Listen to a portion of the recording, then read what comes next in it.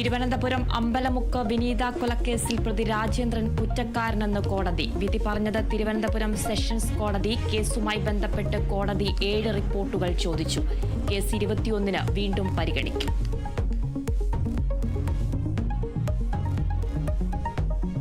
മുനമ്പം ഭൂമിക്കേസിൽ വഖഫ് ബോർഡിന് തിരിച്ചടി. പറവൂർ സബ് കോടതിയിലെ കേസിന്റെ രേഖകൾ എത്തിക്കണമെന്ന വഖഫ് ബോർഡിന്റെ ആവശ്യം ട്രിബ്യൂണൽ തള്ളി.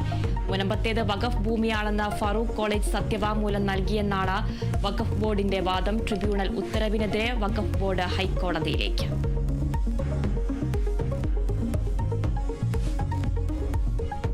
കൂടൽമാണിക്യം ക്ഷേത്രത്തിൽ ജാതി വിവേചനത്തെ തുടർന്ന് രാജിവെച്ച കഴകം ജീവനക്കാരന്റെ ഒഴിവ് നികത്താൻ നടപടി. ചേർത്തല സ്വദേശി അനുരാഗിന് അഡ്വൈസ് മെമോ അയച്ച് ദേവസ്വം റിക്രൂട്ട്മെന്റ് ബോർഡ്. നിയമനവുമായി മുന്നോട്ടു തന്നെയെന്ന് board chairman KB Mohandas.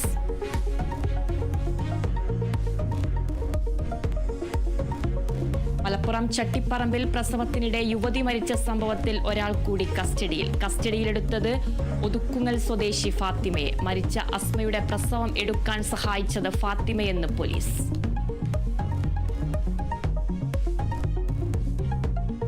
Kottayam nursing college ragging കേസിൽ പ്രതികൾക്ക് ജാമ്യം പ്രതികളുടെ പ്രായം പരിഗണിച്ച്. കോട്ടയം ജില്ലാ സെഷൻസ് കോടതി ജാമ്യം അനുവദിച്ചത് 5 പ്രതികൾക്ക്.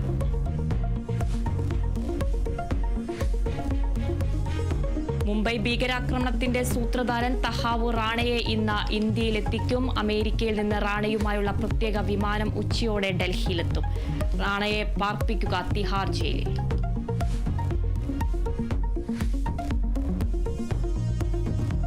സ്വർണ്ണവിലയിൽ വീണ്ടും കുതിപ്പ്. ഒറ്റയടിക്ക് പവന് കൂടിയത് 2160 രൂപ. ഇത്രയും വില വർദ്ധിക്കുന്നത് ചരിത്രത്തിലാദ്യം. വില കൂടാൻ വഴിയൊരുക്കിയത് ട്രംപ് ചൈന പോര്.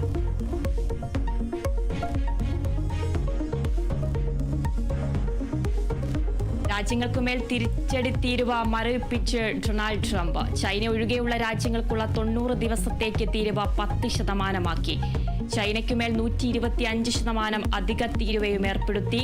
ട്രംപിന്റെ പ്രഖ്യാപനത്തിനു പിന്നാലെ കുതിച്ചുയർന്ന് അമേരിക്കൻ ഓഹരി വിപണി.